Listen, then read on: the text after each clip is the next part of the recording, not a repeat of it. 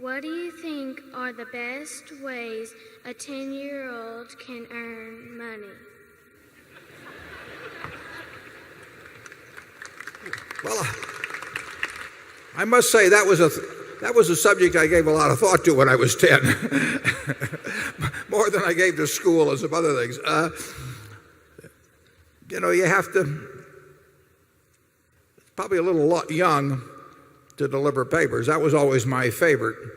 And I got about half the capital I started with by delivering papers. And I always liked it because I could sort of do it by myself. I don't know the situation in the town in which you live, but like I say, 10 is probably a little young, but 12 or 13 would not be.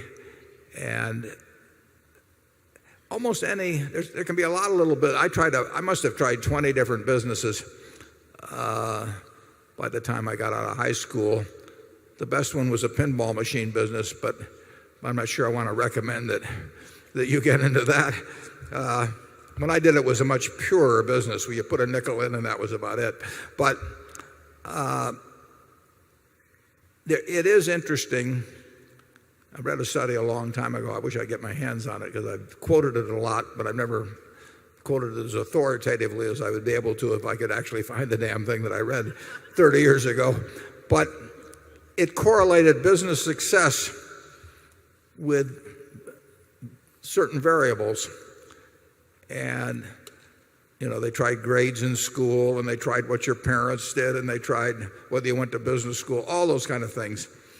And they found it correlated best with the age at which you started your first business, got into business.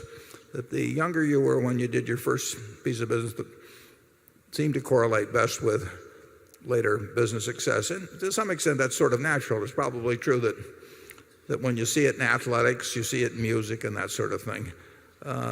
So whatever you can figure out that other people will pay you to do that they don't want to do themselves or that they like done for them, I advise you to look around the neighborhood and talk to your parents, talk to your friends, see what other people have done that have been 10 or 11 or 12 years old that's worked for them and copy it. But if you can get a good paper out when you're 12 or 13, that's a sure way to save some money. I've often wondered about people that are having trouble being in debt, that have a normal 8-hour job. If they added a route in the morning and just put that aside, it could be the way out of being behind the game instead of being and getting ahead of the game and take another hour and a half out of their day, but not too many people seem to do it. Charlie used to sell. Didn't you used to sell yourself the best hour of the day or something, Charlie, early in the morning? You bet. Yeah. Tell them what you did. Well, when I was young, I read that savings bank thing, The Richest Man in Babylon, which taught the joys of underspending your income and investing the difference, and how wonderfully it would work over time. And lo and behold, I did exactly what this little pamphlet suggested, and it worked. And the other idea, and so I got the idea that I had a mental compound interest thing too. And so I finally decided I was just going to give the best hour of the day to improving my own mind. And then the world could buy the rest of the time. And that may have been a very selfish thing to do, but it worked. Yeah. Charlie was selling his time. What were you getting per hour as a lawyer in those days? Not much. Yeah, he just decided to sell himself the best hour. And not a crazy thing to do.